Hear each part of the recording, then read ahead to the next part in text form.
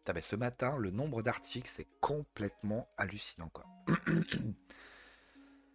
Ah oui, alors là, on va arriver sur... Ok, donc très bien, ça, c'est super important. F de souche, donc toutes les histoires à l'école. Hier, putain, j'ai commencé à lire un article de fou qui révélait que maintenant les profs, ils sont en train de complètement péter un câble à vouloir carrément... Il y a des pourcentages, des sondages qui sont sortis, à vouloir carrément que maintenant on autorise les enfants à se voiler, à venir avec leur habit religieux, parce qu'en fait, ils sont désespérés, quoi. Et donc voilà, ça continue. J'avais lu 3 articles d'affilée où il y avait des pâtis qui étaient prononcés par des élèves envers des profs.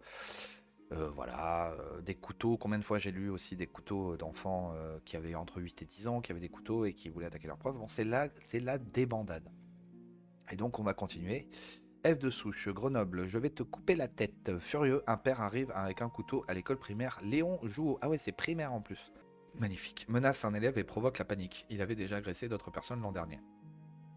Mardi matin, à l'heure de la rentrée des classes, le père d'un élève est arrivé avec un couteau, provoquant l'affolement à l'école primaire Léon Jouot du quartier Tesser de Grenoble, en Isère. Tout cela après une dispute entre enfants.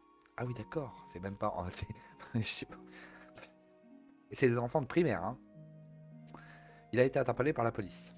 Tout est parti d'un différend lundi en cours de récréation entre deux garçons de 8 ans qui jouaient au foot. Prévenus, les enseignants de l'école Léon Jouot ont géré la dispute et tout est rentré dans l'ordre. Mais c'était sans compter sur la réaction du père d'un des deux enfants.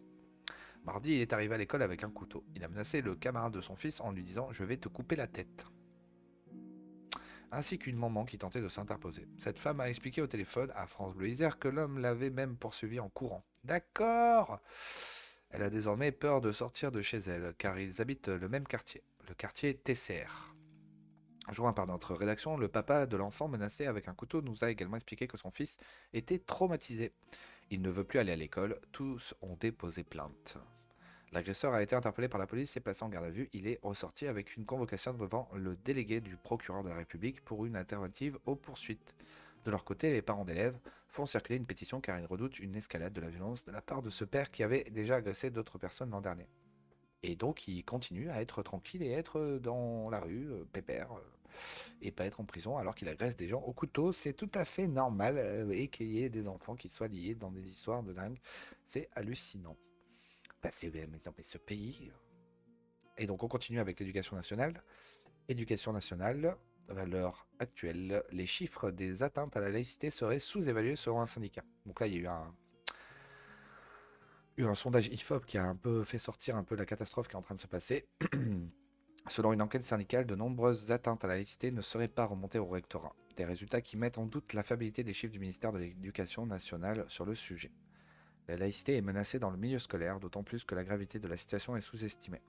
Ce sont les conclusions d'une enquête menée par le syndicat national des personnes de direction de l'éducation nationale, SNPDEN. C'est des noms vraiment, hein, et dont les résultats sont repris par le Figaro ce mercredi 8 mars.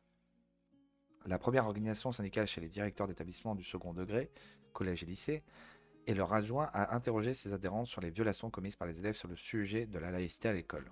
Les résultats sont édifiants. En effet, depuis le début de l'année 2023, 42% des sondés, 72% dans les lycées technologiques, 72% dans les lycées technologiques, ok, ont constaté la présence de tenues qui pouvaient être utilisées dans le cadre d'une pratique religieuse, c'est-à-dire des camis ou des abayas. Ah, c'est bizarre. Fort heureusement, la ruralité est relativement épargnée par ce phénomène, alors que les banlieues des grandes métropoles sont fortement touchées. Doute sur la fiabilité des statistiques de l'éducation nationale. En fait, tu multiplies par deux de toute façon. C'est au moins. Fait plus inquiétant encore, selon l'enquête du SNPDEM, il y a plus inquiétant. De nombreuses atteintes à la laïcité ne sont pas remontées au rectorat par les chefs d'établissement. Ainsi, 42% des incidents liés à des élèves portant des tenues religieuses ne sont pas communiqués au service de l'éducation nationale. 71% pour les refus de participation aux cours de PS et ou de natation. Le Figaro note ainsi que ces résultats jettent un voile sur les chiffres des atteintes à la laïcité au sein du milieu scolaire, publiés chaque mois par le ministère de l'Éducation nationale. Le dernier bilan publié début février recensait 363 signalements en décembre et 280 en janvier sur l'ensemble du territoire. C'est ouf. En 2 mois, quoi. Oh là là.